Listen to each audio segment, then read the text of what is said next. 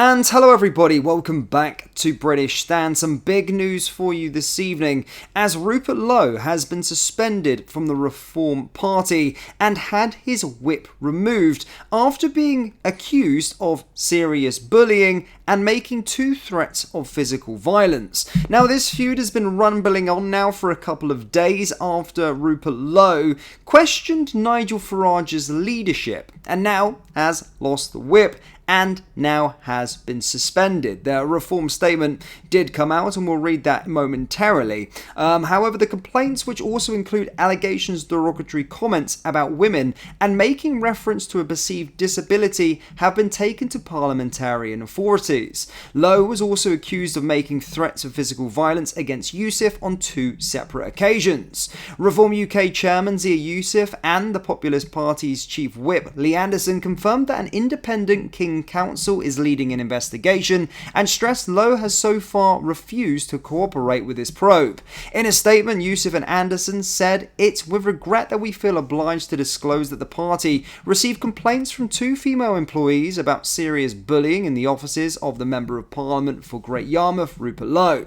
One worked in his parliamentary office, the other in his constituency office. We understand complaints have been made to parliamentarian authorities.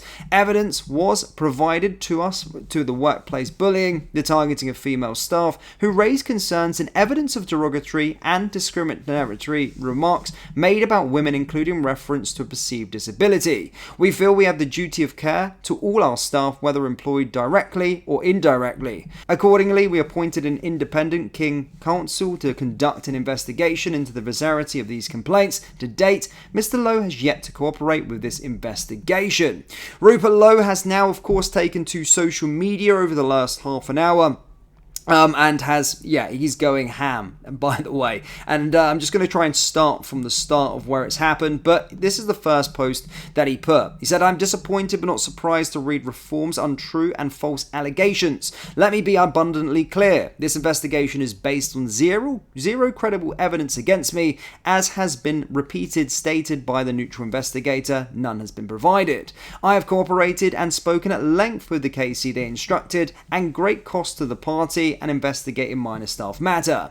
I've just spoken to the KC. She is dismayed that this statement has been made and reiterated that there's no evidence against me has been sent to her. She stated that this has been issued before an investigation has even started. She is shocked at the process, shocked at the communication from the party, and shocked that no credible evidence has been given despite her repeated requests. I was sent an initial letter late on Friday afternoon last week, again with no evidence provided, with no prior warning, no attempt to understand the full position, and entirely untrue. I have never made any derogatory comments about women or those with disabilities. This is a lie. These allegations are not even referring to me. I will be seeking legal advice immediately. There is no credible evidence against me, as the KC has stated on numerous occasions. It is no surprise that this fictitious statement has been issued the day after my reasonable and constructive questions of Nigel and the reform structure. It was issued on X late on a Friday afternoon with no prior warning.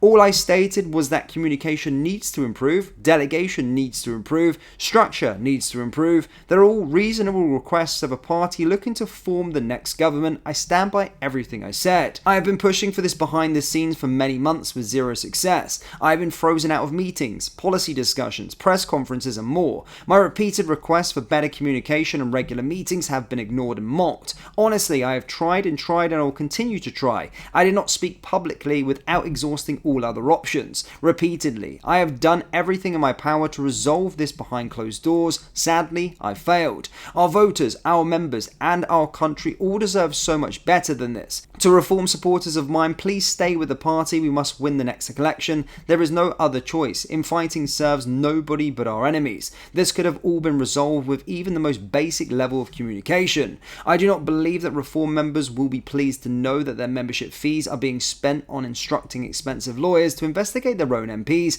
over matters that are entirely baseless and have been dealt with all of the correct parliamentary procedure with HR involvement and support. The staff member in question only raised a fictitious complaint once disciplinary proceedings had been initiated against them for a serious wrongdoing. The other individual mentioned dropped her appeal. If they want to kick me out over false claims, they'll have to finally present some credible evidence against me. There is none, as the KC has just told me again. A complete inability to accept even the most mild constructive criticism without such a malicious reaction is not effective leadership. This is our party as much as it is Nigel.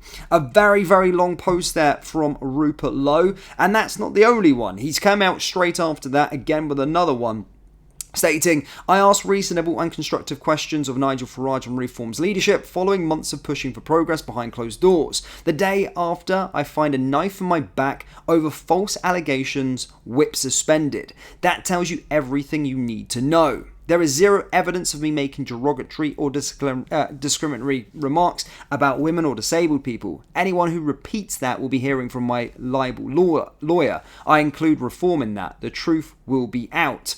Then lastly, at the time of recording, this is going to carry on through the night, he said, GB News is reporting that the police received a complaint yesterday relating to an event in December. This complaint obviously went in just after I asked reasonable questions of Reform's leadership. A malicious attempt to drag my name through the mud.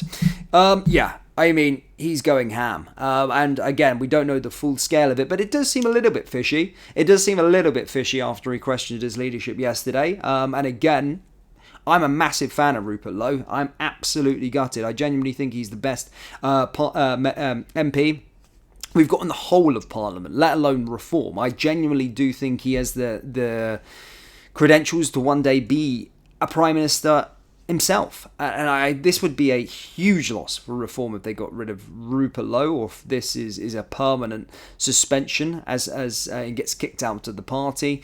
But my goodness me, it stinks. And again, all the momentum that Reform have got at this moment in time, and now this feud is just erupting. It does stink a little bit. It really does stink a little bit. I'm gutted for Rupert Lowe because I'm a big supporter of his. Obviously, those things, if he was doing them, it's not right.